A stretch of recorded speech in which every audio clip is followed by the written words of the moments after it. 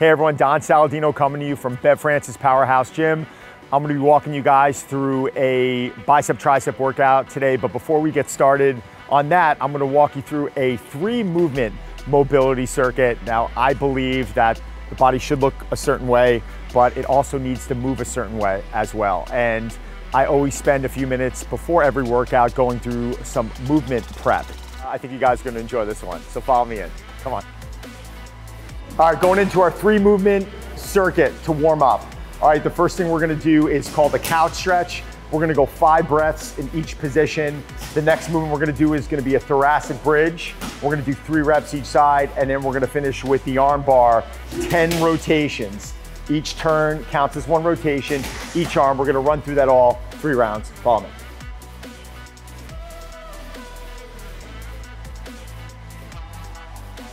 The key there is to take 5 expansive breaths. So I'm trying to inhale as deep as possible, almost to the point where I'm coughing, and exhaling the same exact way, just getting all that air out, all right? Now I'm gonna take you guys into a thoracic bridge, 3 on each side. Breathing in each position. The thoracic bridge, in my mind, is one of the best overall mobility movements because we're working on glute activation, we're working on also reciprocal inhibition where we're getting that hip flexor to loosen up. We're engaging the lats, we're working on thoracic extension, thoracic rotation. There's so much work going on here in the whole body, and I'm getting a lot of my breathing in. So we went from that half kneeling couch stretch where we're really focusing on getting that quad, those hip flexors, and those lats. We're getting some length out of it, going back into the thoracic bridge again, which is really more of a total body stretch. And now we're gonna go into the arm bar. Now, I definitely prefer getting the body warmed up and prepped this way. It's one thing to get on a bike and get your heart rate up, but to be able to get your heart rate up while doing a dynamic warm up, while regaining a lot of that loss of length or a lot of that loss of athleticism that we may have diminished throughout the years because we're sitting at a desk or we're on our computer or on our phone all day long. This is, in my opinion, a much smarter way to get the body prepped to be able to go into the workout and do the fun stuff. Let's go. All right, so now we're gonna go into some isolation work. We're gonna do a bicep tricep superset. I'm gonna start with a standing alternating bicep curl. Really simple, really basic. We're gonna go about 6 sets of 8, and then we're gonna go into a tricep extension with roughly the same rep scheme. Figuring we're probably gonna go anywhere from 3 to 4 working sets pending how my body feels, and then we're gonna take it from there. So let's start with a really light weight. Let's get some blood into the joint. Let's get moving. Let's have some fun. Come on.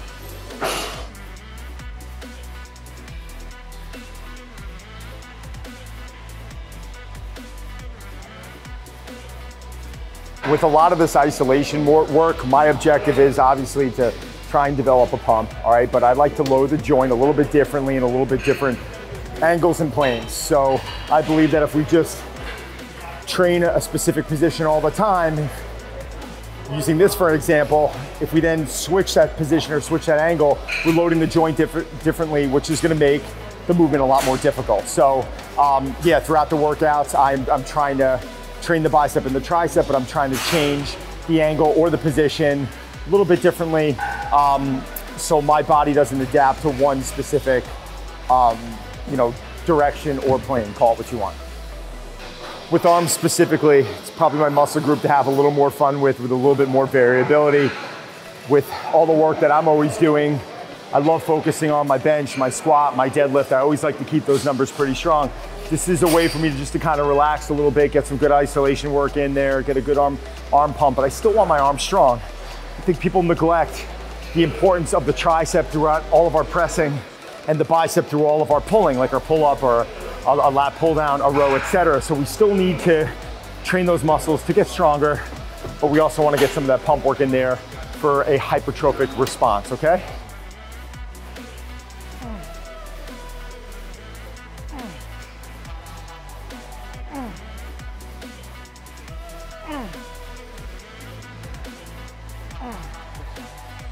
Take up those tricep extensions, we'll go up to 50s. In reference to arm training, it's something where we're getting so much pushing and pulling throughout the week with, whether you train upper push, upper pull, chest back, call it what you want, your overhead pressing.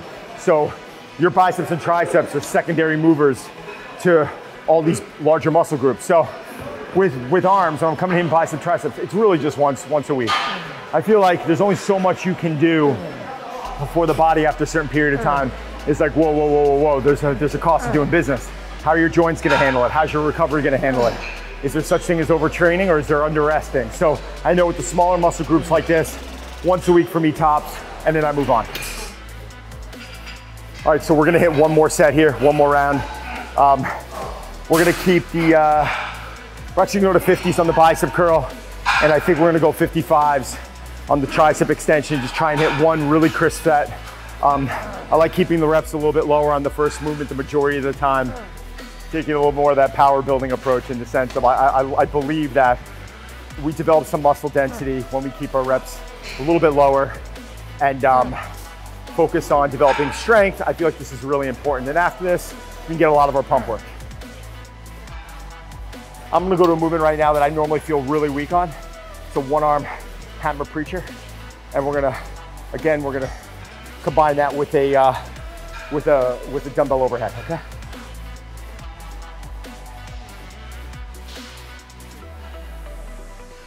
Again, even though the biceps and the elbow joints are loose, I like doing feeler sets early on, just getting adapted to the weight, getting my mind prepared for the movement rather than just jumping right into it.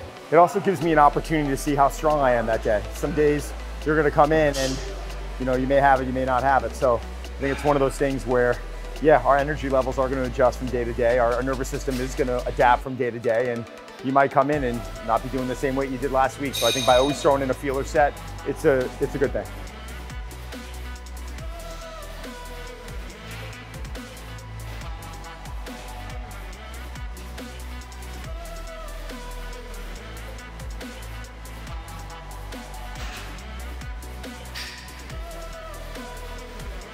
This one arm hammer preacher.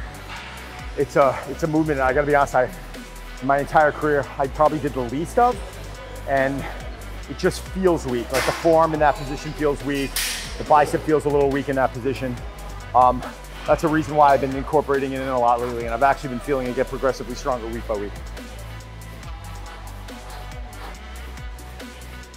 All right, let's finish with last two movements. We're gonna go into a machine preacher, bilateral to a row push down. Really simple, really basic. We're gonna have done 9 working sets for our biceps, 9 working sets for our triceps. Total workout's probably about 40 minutes, all right? In and out, that's all we need.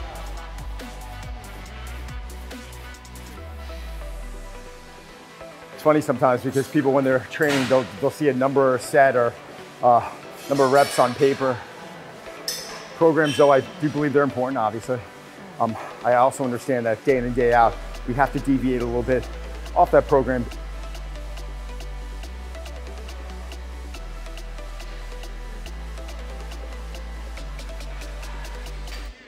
All right, guys, so we just wrapped on today's bicep tricep workout. Listen, due to COVID guidelines, we can't, talk during the workout on the floor because I have to wear masks. So that's why you're getting the narrating background commentary. But yeah, it was a fun workout today, probably 40 minutes all in, 3 movements for biceps, 3 movements for triceps. We started with a good extended warm up. Hope you guys are excited. I got some great stuff coming to you next week. Thanks.